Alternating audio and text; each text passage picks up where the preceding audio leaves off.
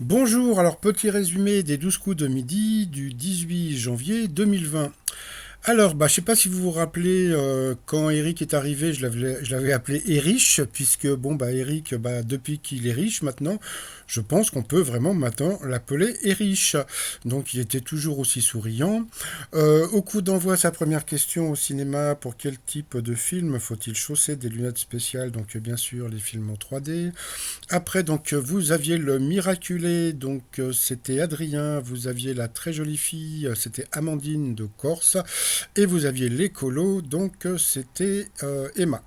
Alors, pour Adrien, le miraculé, sa première question, qui a mis des photos de sa maison de Beverly Hills sur Instagram avec la légende «Je vais la vendre, faites une offre», c'était Justine Bieber. Ensuite, pour la très jolie Amandine, sa première question, quel a été le hashtag le plus utilisé sur Twitter en France en 2019? Donc, c'était évident, le gilet jaune.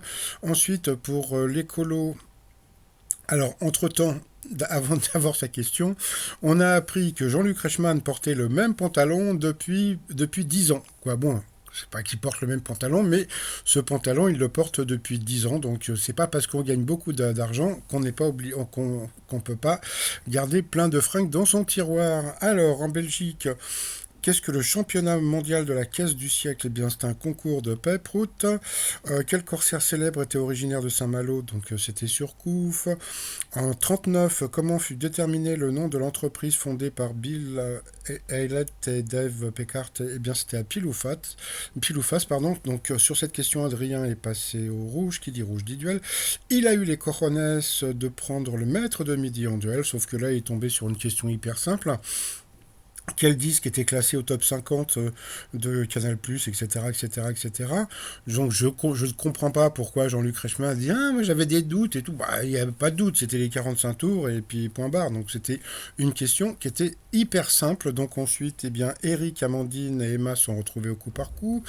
Et puis c'est Emma qui est passée d'abord une fois à l'orange. Ensuite, comme là, il m'a quand même scotché Eric parce que de trouver le nom de la chanteuse qui chantait The Only Way Is Up, donc je sais plus qui c'était, c'était Yaz ou un nom comme ça, mon passant.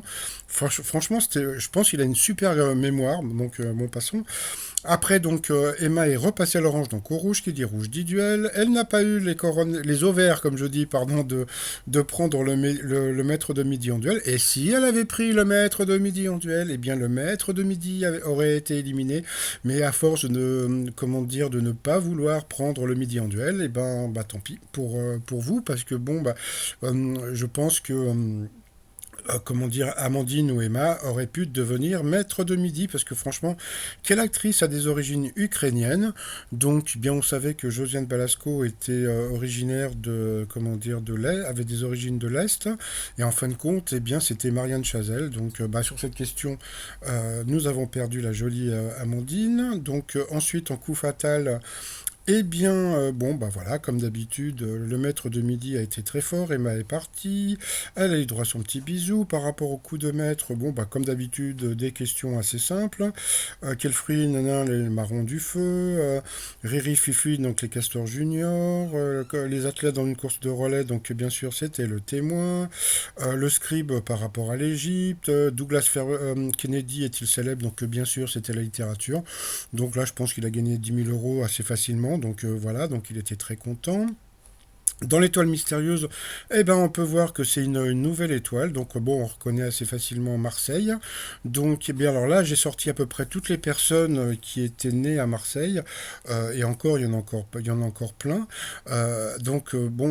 Parce qu'en général, l'image du fond correspond au lieu de naissance ou de renaissance, comment dire, de la personne. Là, comme ça, pour déconner, je vais dire que c'est Jean-Luc Mélenchon, puisque il a été parachuté à Marseille, puisque à la base, c'est quelqu'un qui est né à Paris, mais il a été parachuté, comment dire, à Marseille. Je ne pense pas que ça soit lui, parce qu'en général, il n'y a jamais d'homme politique dans l'étoile mystérieuse, mais je trouve ça assez rigolo, surtout en ces temps de grève. Allez, je vous souhaite une très très bonne journée, et puis je vous dis à demain pour vous donner d'autres indices sur l'étoile mystérieuse, etc. Allez, bye bye.